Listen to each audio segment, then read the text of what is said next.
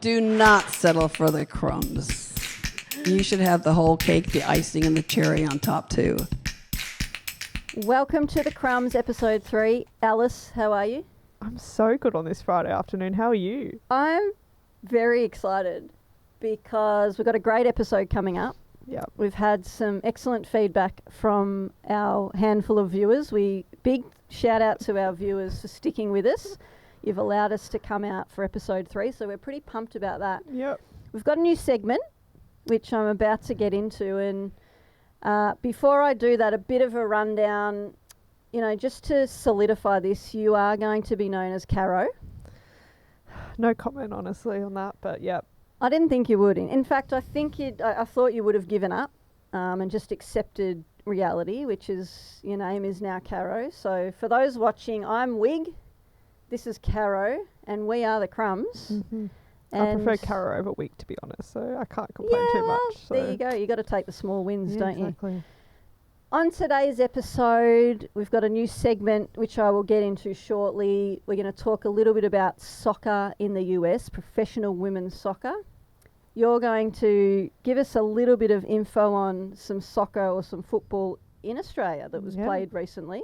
Yep, on a home soil.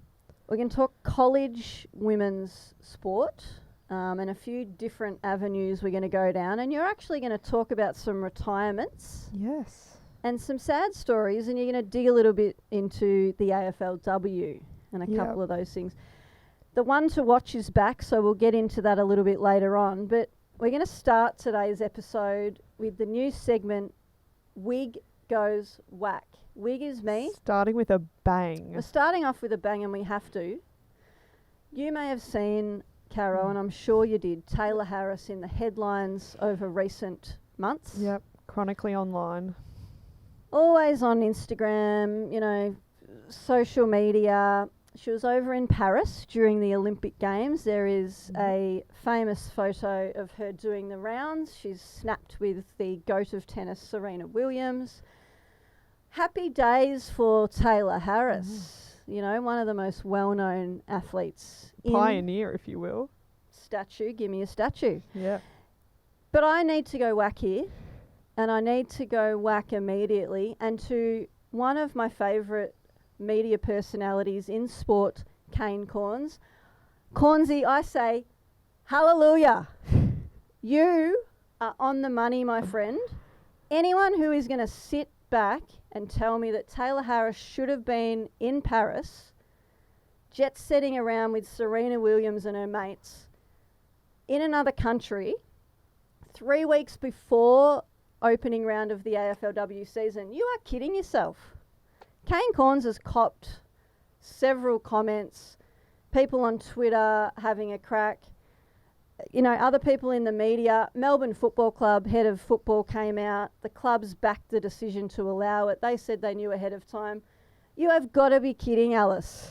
Yeah, I got to admit, I reckon if that happened in the men's league, there would be a lot more people. I'm going to put this to you. Will Day, Hawthorn superstar. Yeah. He's got an injury at the moment. Yeah. He goes to Sam Mitchell a couple of months before the season. Hey, Mitch, guess what? I've been asked to travel to the NBA to meet with some NBA superstars and learn a bunch of stuff and bring it back. It'll be a great opportunity. It's 3 weeks before the season. What do you think? I mean, there's not even any point in us talking about the response. Yeah. We know what the response is. This is just irresponsible from the Melbourne Football Club. It's irresponsible from Tayla Harris, a player who, I might add, last season kicked 3 goals 6. She's supposedly one of the best forwards in the competition, best contested marks in forward 50, la-di-da-di-da. I'm sick of hearing it. Give her a statue. This is really grinding my goat, Alice, because I'm sitting here every week backing up women's sport. Women's sport, I'm on my little podium, boom, boom, boom, got my fist in the air. Yeah. And yet here we've got a player who's, she's taken the mickey, let's be frank. Taking a 3-week vacation. I'm not sure what she's thinking. And the fact that she was going to miss a match simulation, came back, she had a bit of a quad injury. She was still recovering from a shoulder injury off through the pre-season. she's played one game and now she's out for the season. I mean, are they all correlated? Maybe not. But here we sit and she's not playing again. Yeah. So I want to say, Cornsey, totally on board with this. You've made the right call. Anyone who disagrees with this, you don't know anything about footy or elite athlete, professional athlete preparation. And Taylor, you need to do better, my friend. It's just not good enough. Yeah. Well said. Thank you, Caro. She went whack. She really did. She went whack. She went whack. I want to move on, and what I wanted to talk about with you today, I'm not sure if you follow women's soccer. I know you're a big Matildas fan, and you've recently been at the Olympics in Paris watching the girls. Unlike Taylor, though, I did not have an AFLW season 3 weeks when I went to France. So just want to put that out there. You know, I think it's good that you bring that up. Yeah, I think it is. Clarity for the listeners. Just to clarify with everyone. Clarity. Yep. But the National Women's Soccer League in the US, one of the biggest professional women's leagues in the world. Yep. Established in 2012. They started with 8 clubs. They're up to 15 clubs in 2024. The season runs March to November. It's going from, I suppose, from a big league to sort of a global league. In many ways, what is really cool, so we've got 5 Matildas playing in the league at the moment, including big name Mackenzie Arnold, who obviously moved from Portland signing. Yep, she moved from West Ham. She's gone to Portland on a 3-year deal, which was massive. She was captaining West Ham. She was a massive part of what they were doing. But what I wanted to talk about is the CBA, so the Collective Bargaining Agreement. And this is extra cool because on the 22nd of August, the league came out in conjunction with the Players Association and they said, you know what, we've got a CBA that runs through 2026, but that's not good enough, Caro. We're taking it further. That's what you like to hear. Well, they were quoted. They're saying, we want to align with global standards. We want to put ourselves in a position to be an elite league and be commercially competitive on a global scale. And if I'm a player, or if I'm a player in the league, or I'm an up-and-coming player, like, what does that tell me, like, straight away? Like, they're serious, and they're ahead of the game here. So they've come out, they've announced this new deal that'll go through to 2030. Yeah. So it's an extra 4 years, and there's a heap of really great stuff. And I'll just mention a couple of the key elements of it today, but they've basically aligned with FIFA, so the regulations around free agency. Players will be able to move when they choose, so they can't be traded without their consent. That's a good one. Yeah. Because the NWSL has been known for some pretty shocking they have. Sudden trades. For a league to come out and say they want to make sure they're the best league in the world for women's soccer, I think putting things in place like this really, they're not just talking about it, they're doing it. Yeah, they're doing it. Which is cool. Yeah. But they're going to provide an opportunity for players to commercially benefit. So there's a revenue split, there's going to be a base minimum salary, but then on top of that, they're going to split the revenue commercially. So any sponsors' media rights from the previous season, whatever that figure is, players will get that split come the next season, which is pretty awesome. That's incredible. And then parental leave and childcare benefits are being enhanced as well. And we talked about this Crumbs episode 1, what's happening sort of WNBA style. These are things that I think are setting the standard and are going to set expectations for other leagues around the world. And 100%. There was a few sort of talkings here and there on social media, and the league came out and said, we want to commit to this with the PA. So they're on board with the Players Association, and when everything's set in stone, we will release it together. And they have. It's a united front, massive benefits for players, global leader in this space. They've come out and said, we want to be innovative. We want to be, known across the globe to be one of the, most forward-thinking leagues. They are, and I'm pumped about it. It's incredible. It's incredible to see. Because I remember a few years back, the NWSL, obviously, England's always been the big soccer league. Yeah. And they've always overpowered. And I remember NWSL was always that step lower. But they're coming out, and they're going to give the English league a run for their money just in terms of general popularity. I mean, as we mentioned, Mackenzie Arnold making the move. Yep. And interesting too, like Emily Van Egmont's, she's been over there for 8 seasons with the San Diego Wave. Yeah. So she's sort of been a big advocate for that league and been there for a long time. So I think this sort of becomes a league where I think the Aussies are going to want to go. Like Aussies enjoy playing US. They probably prefer the weather as well. 100%. So I think we're going to see a lot change in this space, but a really cool story from a couple of weeks ago. What have you got for us on the AFLW? Well, obviously, as we're all aware, AFLW Round 1 was last week, and it's gone and dusted. That's not a saying, but I think everyone can understand what I was trying to say there. Yeah, it is now. Might have to trademark that one. Anyways, so obviously Round 1, and I feel like this happens every season. Obviously with the length of the AFLW season, it is incredibly short, and I'm just very passionate about the fact it should be longer, or they shouldn't have increased to 18 teams until they could increase the rounds. I think it's just not the right method at all.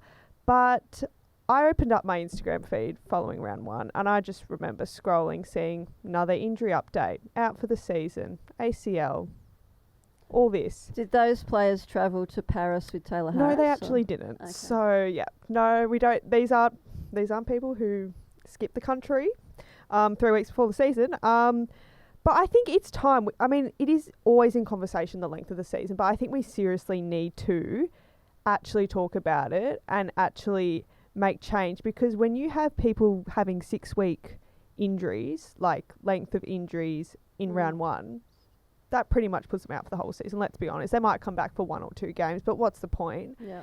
And it's, they go through pre-season for like 5 months of the year, get to Round 1, do a little injury, and then bang, season gone. And I think it's not sustainable. It's becoming just a constant issue. I think it happens every season. I remember seeing every season. I mean, my favourite player a few seasons back did her ACL Round 1, and it was just like, oh, okay, well, she's done. See you next season, I guess. And even Collingwood player Tani White, 3-week suspension. Obviously, it was deserved. Was deserved, not saying she shouldn't have got 3 weeks.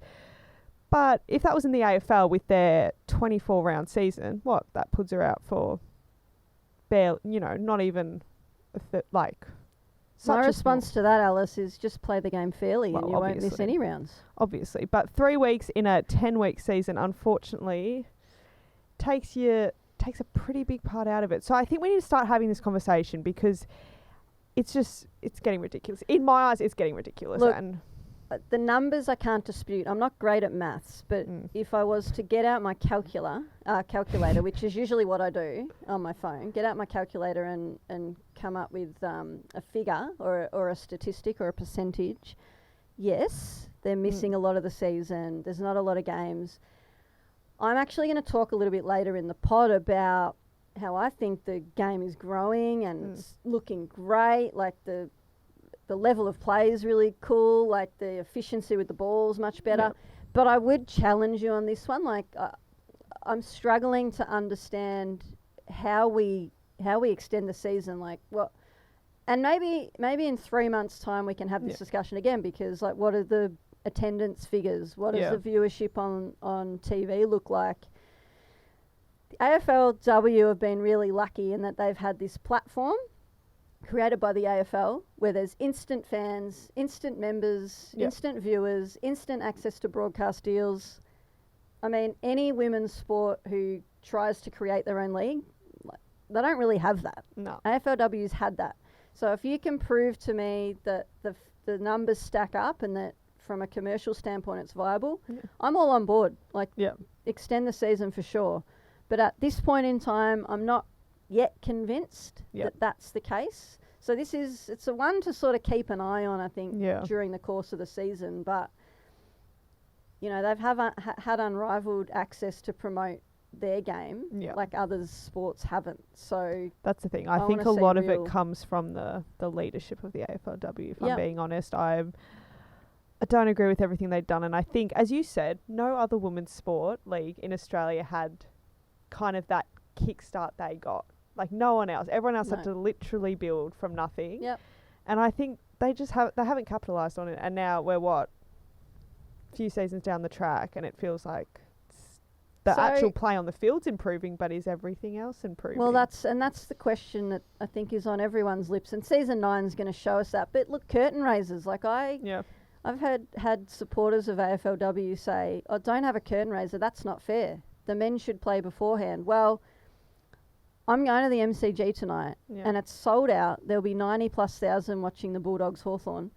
Are there going to be 90,000 at the curtain raiser watching the Bulldogs versus Port Adelaide in the AFLW? There's not. Not when like you put I'm it at telling you 4:30 already, on I a can Friday afternoon. Guarantee there's not. But is it great for footy to have Yeah. AFLW players on the G playing?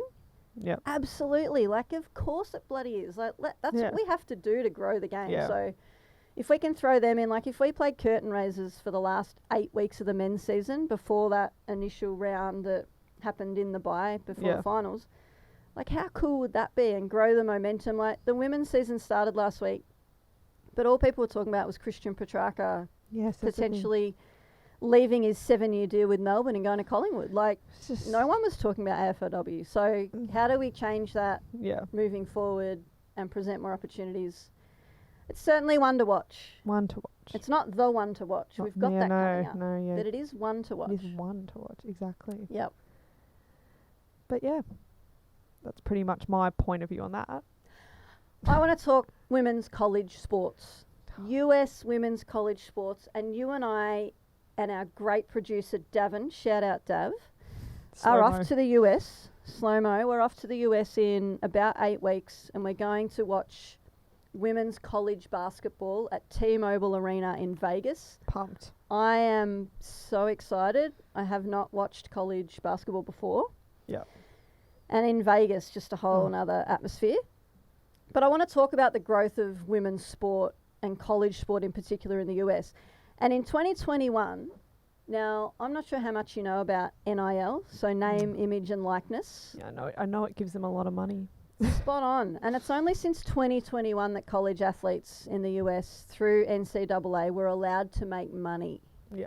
So previously to 2021, any link of money or endorsement to a college player, and they were basically blacklisted. It was a real no-no. There were some massive stories previously. We won't go into them, but I want to break this down a little bit. So our friend on the screen there, Angel Reese, she's come up a lot. Yeah, in 2023, it's estimated she brought in $1.7 million in NIL deals, including the big deal she signed with Reebok. While she was still at LSU, she wasn't even signed to the WNBA yet. Deals with Airbnb, Amazon, PlayStation, JanSport, all during her college days. There was a point in time where she was ranked in the top 5 for college athletes and endorsement through NIL. Caitlin Clark surpassed her towards the end of her college career, obviously with Iowa, $3.1 million in endorsement deals. And she was ranked 4th overall in college sports, men or women. And Bronny James, for obvious reasons, was up there ranked number 1. And he was raking in over $6 million. That is crazy. But we're here to talk about the girls. I just want to talk about the recent progress and absolute domination of the WNBA since some of these amazing college athletes came in. Like, this NIL space is going to boom. Brands are seeing what happens to these stars when they get a sniff of WNBA action. Obviously, these two had all these deals before they even entered WNBA play. Like, it's pretty amazing. And I just think this is going to skyrocket. So the 2024-25 college season is starting soon. Get excited. And this is something, I'm excited to watch like what happens in this space, because I think they've sort of set the benchmark. And Livy Dunn on there, so Paul Skeens was an MLB draft pick, dominated MLB for the Pittsburgh Pirates this year. That's his girlfriend, and she's the top female earner. She's a gymnast, women's gymnast. So she's also up there, but it just proves it's not just basketball players, it's college athletes across the board, and amazing stuff happening. But I think the growth of WNBA in line with that is going to soar. I want to talk a bit about attendance, because it's not just NIL that's having a massive impact, but women's sport is growing via college sports in particular. This is a scene, so this is Nebraska. Nebraska hosted Omaha in a college volleyball game, a women's volleyball game. Insane. Previously, their highest attendance was just over 18,000 people. They were like, we're going to set the record for attendance at a women's sporting event. We're going to basically build our volleyball court in a football stadium. 92,003 fans attended, and they broke the record for all-time attendance. So this was 2023. And again, this just proves, and I know you're going to talk about football and, you know, making sure we follow on from the momentum of the Matildas effect. Yep. This is super important because this is pretty much 12 months ago. What is going to happen now? I know. So we talked about endorsements, NIL, college sports, moving into WNBA, all these opportunities. How are we going to make sure we follow on with that momentum and we push the boundaries? The Elite 8 college women's basketball event was the most watched on record earlier this year. So 6.2 million average viewers, and it was an increase of nearly 200% based over the last 12 months. So the viewership outside of attendance at games is growing. The College Softball World Series, so I know some of the viewers might be familiar with the College Softball World Series. In 2021, they took over the viewership from the College Baseball World Series. So American pastime baseball. Yep. Softball barely has its own pro league. It's got like a 6-week pro league. And they dominated the viewership online to the point where over the last 2 years, they've been playing games live on some of the biggest channels in the US, just because the viewer numbers are there. So popularity is soaring, and this Through is the roof. This is one I've got my eye on for this coming season, because what's next? Exactly. We've seen the change, we've seen viewers, we've seen people online, we've seen those mid-year numbers, WNBA, particularly through the Caitlin Clark effect. What is next in college sports for women in the US, Caro? What's next?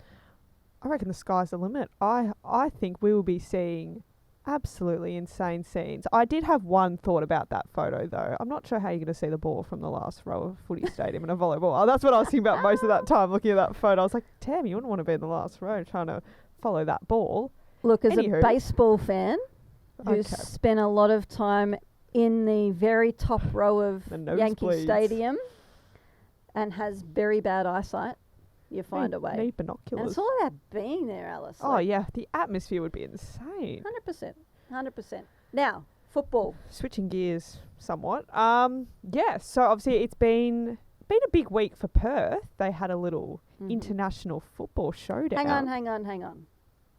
I love how you've started this conversation. Okay. Calling it little.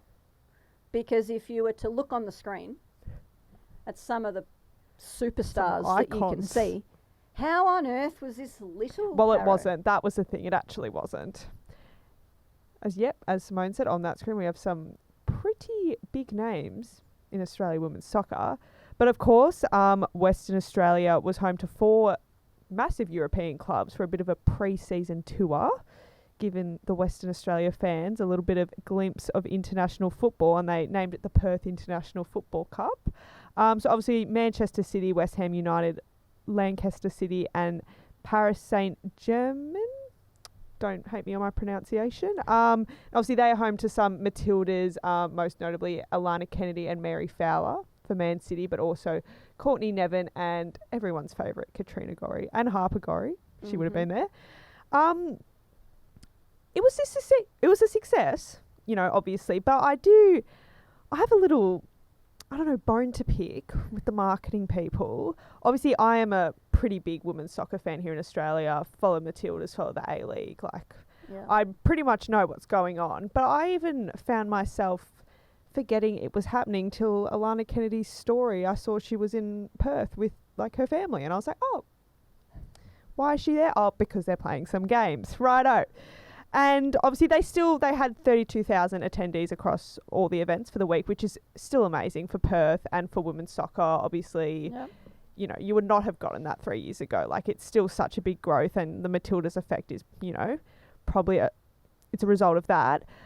But I think there could have been a bit more marketing, a bit more talk about the event. I feel like it kind of came and then went just as quickly. You know, they're already gone, they've left. But yeah, still a successful week.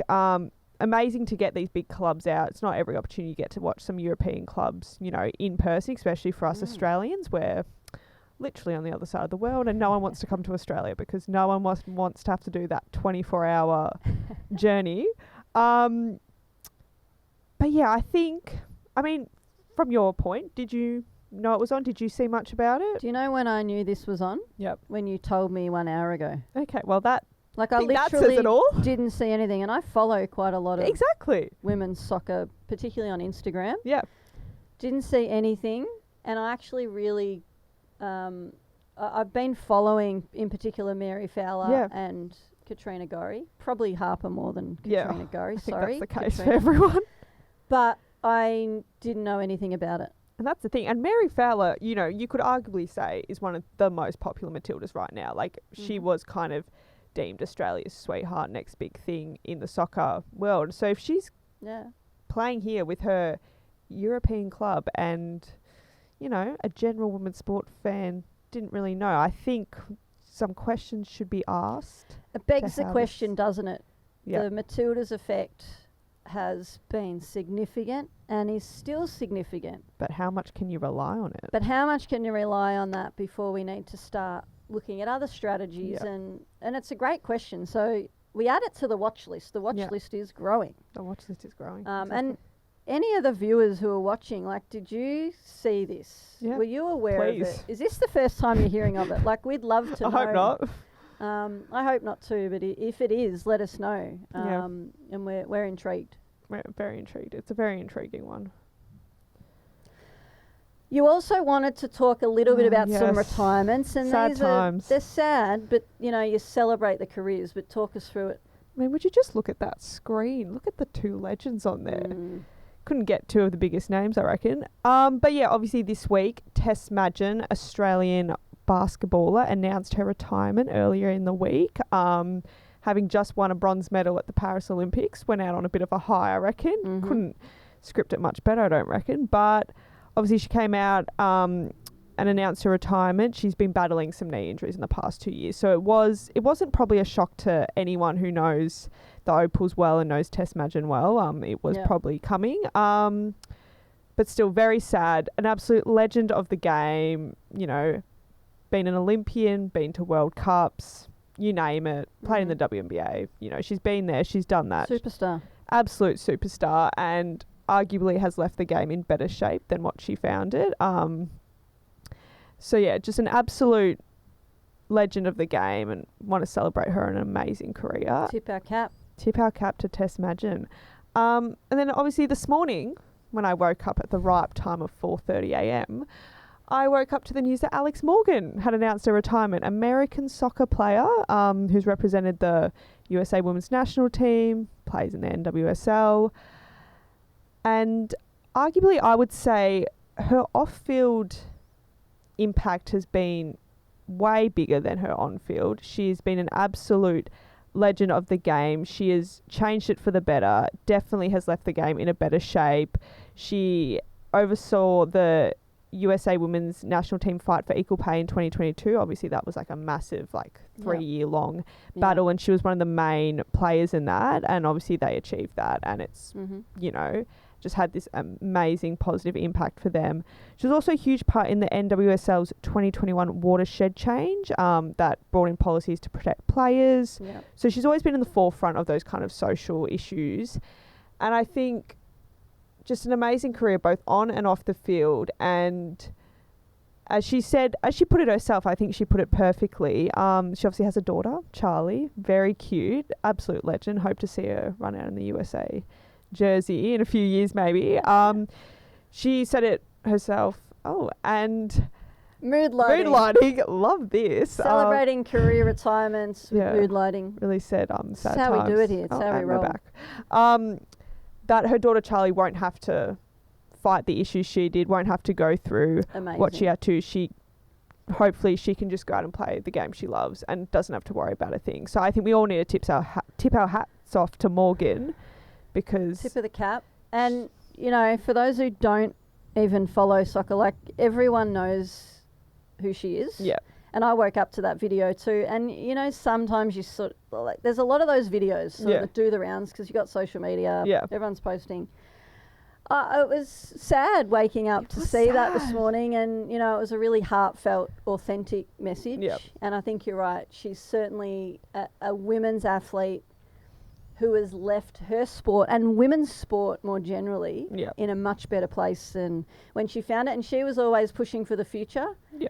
It was hard, that fight, that legal battle with the US women's national team a few years ago. That was pretty gut-wrenching for some of those players. And they still won the World Cup. She stood up and she said it's not about us anymore, it's about the future. And I think it's such a powerful message for athletes who can often be suggested are doing things for their own benefit. And she's one that wasn't. So tip of our cap to both of those amazing athletes.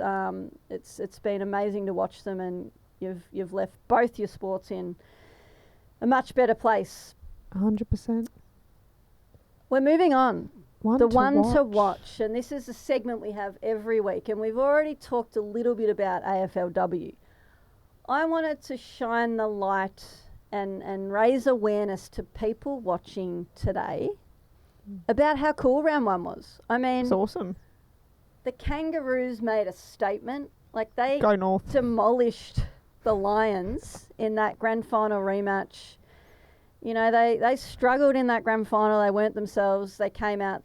There was clearly they wanted to send a message. They had a point to prove. And they proved it. The female Hockball Hawks, like, they were mirroring what I've seen in the men's comp this year. A very average-looking Carlton outfit that surely has to be under pressure, a little like your old Pies, who started the season in average fashion, I would say, against an up-and-coming Sydney who looked fit, fast and strong. Yep. It was a really great round of footy. But what I wanted everyone to have a look at is, I was talking with friends on the weekend, females, who said to me, I'm not watching that. Like, the standard of play's crap. I don't want to watch it. Like, the scores aren't very high. Blah, blah, blah. I'm sick of hearing that rubbish. I'm just sick of it. It's a like, broken record. I understand the game's not where it needs to be quite yet. Yeah. But the development of the game, the standard, the level of play, the strategy, the efficiency with the ball, like kicking efficiency, but how players are using the ball is so much better. And I loved what I saw round one. Like, I just thought the skills, the emerging youngsters who've clearly been in academy programs now for a few years, like, so great to watch. Changing the game. They are changing the game. And if you look on the screen, like, for those of you who can't quite see that, who have eyesight like mine, get binoculars, please. This is round one total points scored across every game, 2022, 23 and 24. And the increase in total points scored, and nearly 800 points were scored on the weekend. Yes, the Bulldogs had a shocker, but they are really at the depths of... They're not in a good place, the women's team at the Bulldogs. So good luck to them this season. They're going to need it. But there were some massive scores. Huge. And there were some big goals kicked. And I want my one to watch this week to be anyone who is listening to this, not just you, tell your friends, you've got to watch AFLW. You've got to give it a go. I know that it's easy to say the standard's not quite at the men's. It's season 9. It's in its infancy. I want you to watch the game, and I want you to love it for what it is now and love it for what it's going to be, because it is such a great watch, and there's so many stories. Like, we've spoken about this before, like, you're a sports media student, and I'm a media business sports lecturer. we talk about this every day, and that's one of the great things we get to do in our lives. We get to debate, we get to talk about it, but we get to talk the stories, stories of footy, the drama. Behind the It's almost stories. better than the game. Oh, yeah. And the stories in W are just so amazing, and they're not technically or traditionally the stories of the men's league as bad, negative. Who wants to move clubs? The stories of the women's league are so uplifting. They're usually of resilience or challenge. Please, you need to go and watch W. You need to give it a go. What do you think, Caro?